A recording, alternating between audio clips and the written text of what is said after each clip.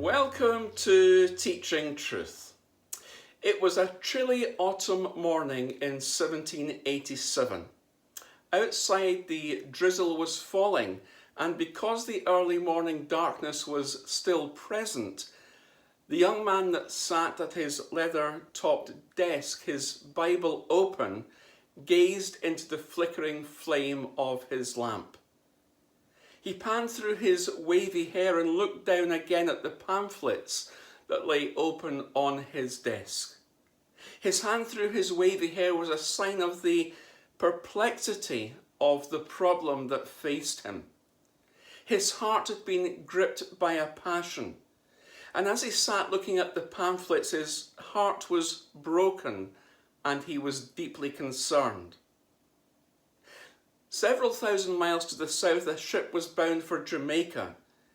It had been several weeks into its voyage from Africa, and this was the problem on which this young man's mind and heart was centred.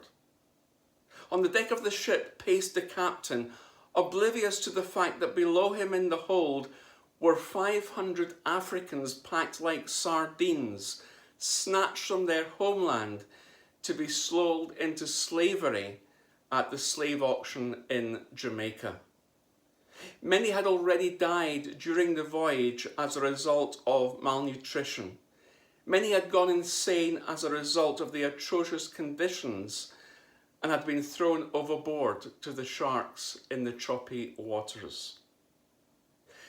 Meanwhile, back in England, in a second-floor library in Old Palace Yard, London, sat this young man, William Wilberforce. And as he sat, his heart was gripped with a passion that this grim trade of slavery ought not to continue. Gripped with a passion that if he were a Christian and a parliamentarian, he could not waste his life just sitting around enjoying the trappings of a parliamentary lifestyle. William Wilberforce was not a big man. He was barely 5 feet tall, very slim, and did not enjoy the best of health. Had it not been for his wealthy family, his ready wit and his oratory, he would probably have gone unnoticed. But for Wilberforce, it was his passion, his drive, his dedication and his oratory that won him a hearing. Born in August 1759, he was to try and take the bill for the abolition of slavery through Parliament 18 times. Parliamentarians scorned Wilberforce. He was lampooned in cartoons and ridiculed in the newspapers. In 1796, the bill was nearly passed. However, it so happened that on the evening Parliament sat, the opening night of a long-awaited opera was taking place. 12 supporters of the bill went to watch the opera, and the bill as a result was defeated by 4 votes. Wilberforce again went home with a sense of tremendous perplexity. The ravages of time and the frustration of the situation and the ridicule that he was encountering was telling on him physically, mentally, and spiritually. However, being the man he was, despite the ridicule and fired by his passion, he got back to his task. In 1833, on Friday the 26th of July, after its 18th reading, the bill was passed. 3 days later, on Monday the 29th of July, at 73 years of age, William Wilberforce died. William Wilberforce was a man who had a dogged determination, a fighting faith, a personal passion, a man who overcame opposition. Nehemiah was a man just like that. A man who, in a sense, had a fighting faith, a personal passion to see the walls of Jerusalem rebuilt.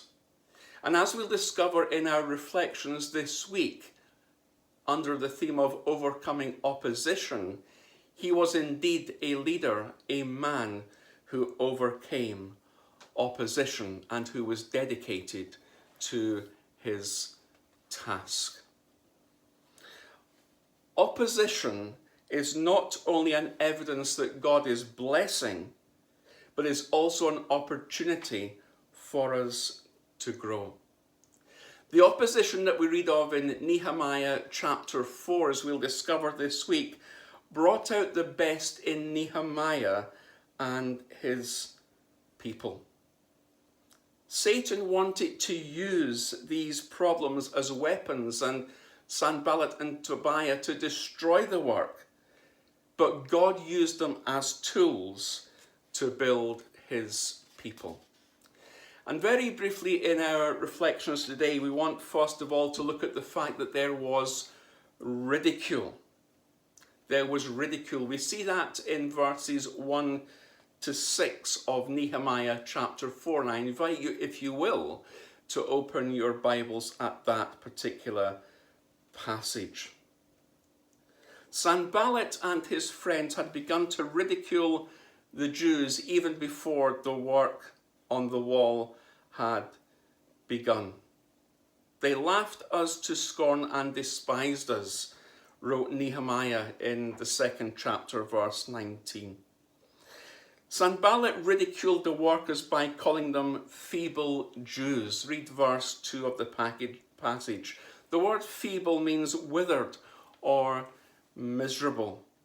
The people were like withered flowers fading away. The enemy could not see that behind them, though, they had spiritual strength and spiritual resources. When they were weak, they were strong. Sanballat ridiculed the workers, but Sanballat also ridiculed the work itself by asking taunting questions. Will they fortify themselves? Will they sacrifice? Will they finish it in a day? And in his final question, Sanballat also ridiculed the materials that they were being used. The stones were taken out of the rubbish heaps and probably were so old and damaged that they would never last when set into the wall. There was ridicule by Sanballat, by Tobiah, by those who sought to oppose the work. What did Nehemiah do? How did Nehemiah respond to the ridicule? Well, quite simply, he prayed and asked God to fight the enemy for him. Nehemiah didn't allow himself and didn't allow the people to get detoured or distracted from the work by taking time to reply to their ridicule. No. Nehemiah prayed to God. Nehemiah prayed to God. And there is in us a lesson for us that when we face ridicule in the Lord's work, either personally, either in terms of the work we're doing, that work will never flourish, that work will never reach people, or even with the resources that we're using, human or otherwise. When we face ridicule, may we, like Nehemiah, be those people who go, as it were, to God with the problem, who go to God in prayer.